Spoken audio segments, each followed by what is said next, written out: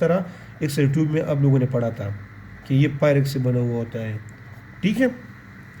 अच्छा, तो ये जो इनपुट है इसका इनपुट फास्फर, इसकी कंपोजिशन अगर हम देख लें तो ये बना हुआ है सीजियम आयोडाइड से। तो सीजियम आयोडाइड का ये एक प्रॉपर्टी है कि जब इसके ऊपर एक्स रेस पड़ती है, ये देख ली, ये एक्स रेस कहाँ पर पड़ती है, इनपुट फास्फर के ऊपर पड़ती है। इनपुट फास्फर किससे बना हुआ है, ये सीजियम आयोडाइड से बना हुआ है।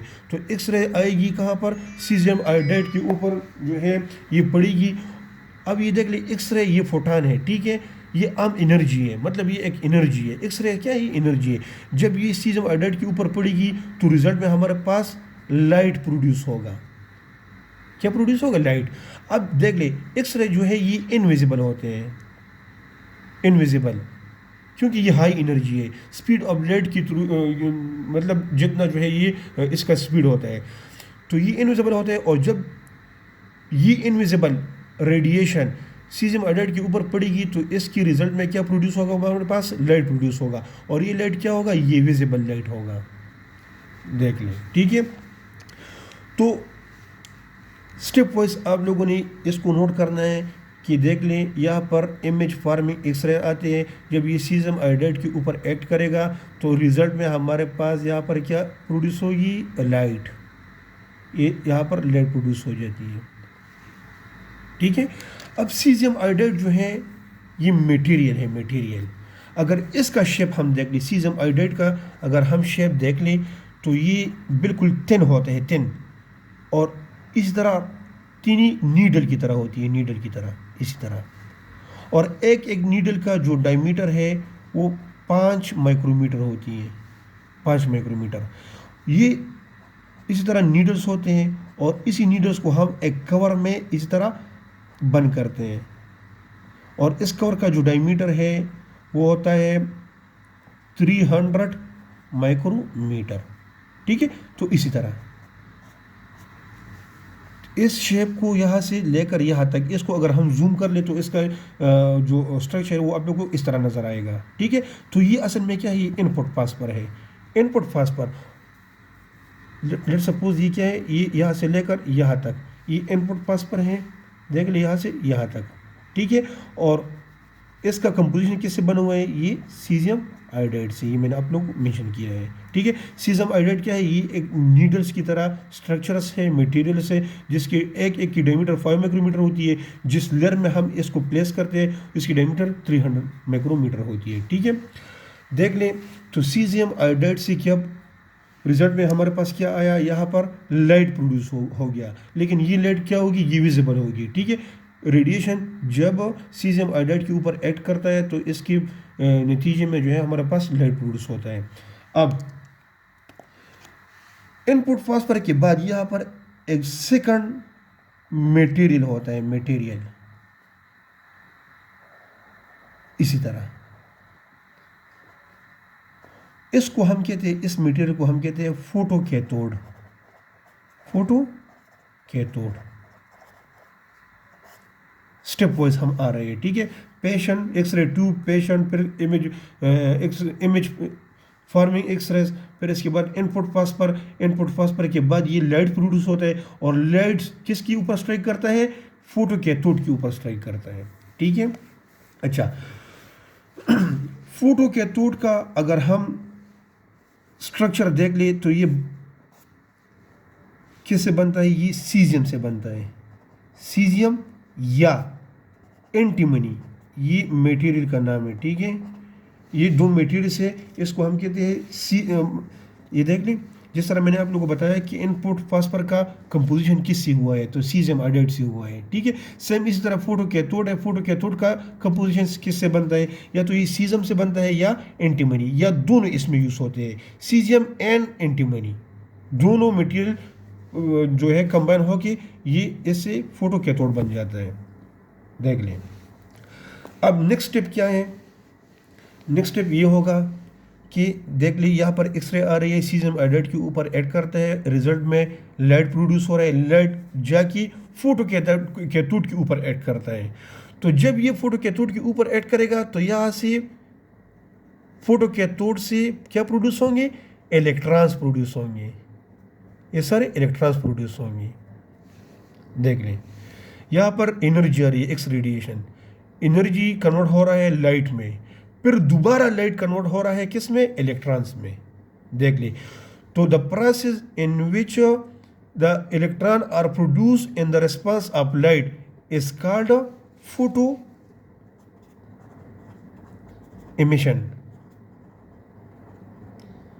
एक्सरे ट्यूब रिमाइंड कर ले, मैंने आप लोगों को वहाँ पर एक टर्मिनोलॉजी बताया था, इसको कहते क्या कहता था, थर्मियनिक एमिशन। थर्मियनिक एमिशन, थर्मियनिक एमिशन में क्या होता था कि फिलामेंट से इलेक्ट्रॉन प्रोड्यूस हो रहे थे। ठीक है, फोटो एमिशन में क्या हो रहा है, देख ले, फोटो एमिशन में भी इलेक्ट्रॉन प्रोड्यूस हो रहे हैं। यहाँ पर इलेक्ट्रॉन प्रोड्यूस हो रहे हैं लेकिन लाइट की वजह से प्रोड्यूस हो रहे हैं। देख ले, लाइट इसके ऊपर पड़ रही है। और जो एक्स रे ट्यूब में थर्मियनिक एमिशन था वहाँ पर इलेक्ट्रॉन प्रोड्यूस हो रहे थे लेकिन हीट की वजह से इलेक्ट्रॉन प्रोड्यूस हो रहे थे। ठीक है, तो ये देख ले कि लाइट के रिस्पॉन्स से यहाँ पर इलेक्ट्रॉन प्रोड्यूस हो रहे हैं। यहाँ तक आप लोगों ने माइंड में रखना है स्टेप वाइज। ठीक है, अब देख ले यहाँ पर ये क्या लिखा हुआ है, ट्यूब।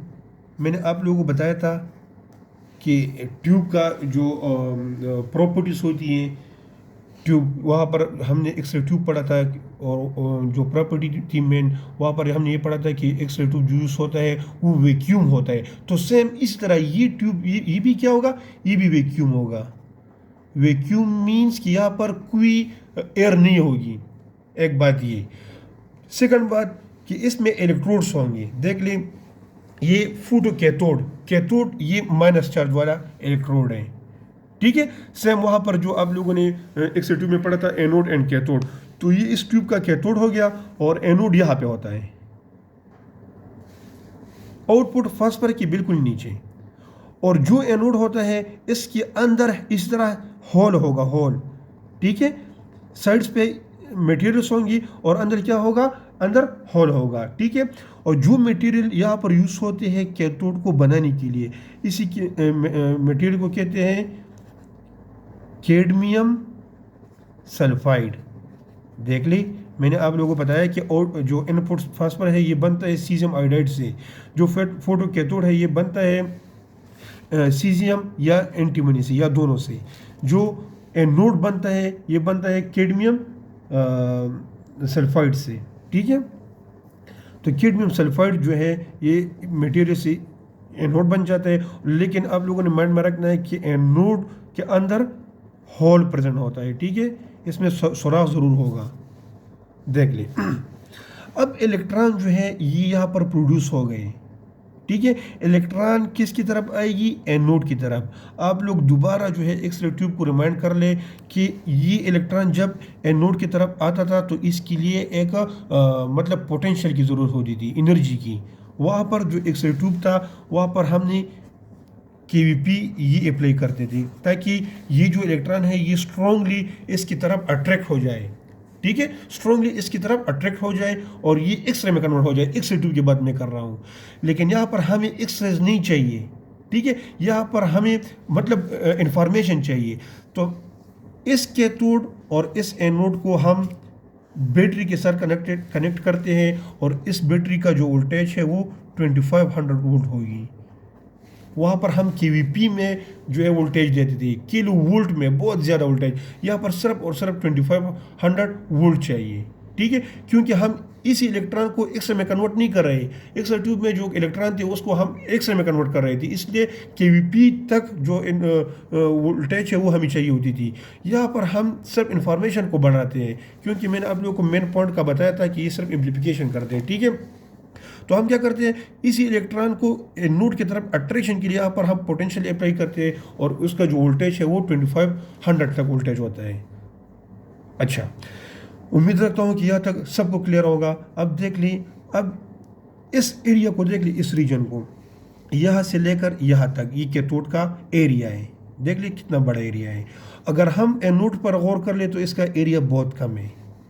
ठीक है, तो हम इस इलेक्ट्रॉन को इस तरह शेप प्रोवाइड करेंगे।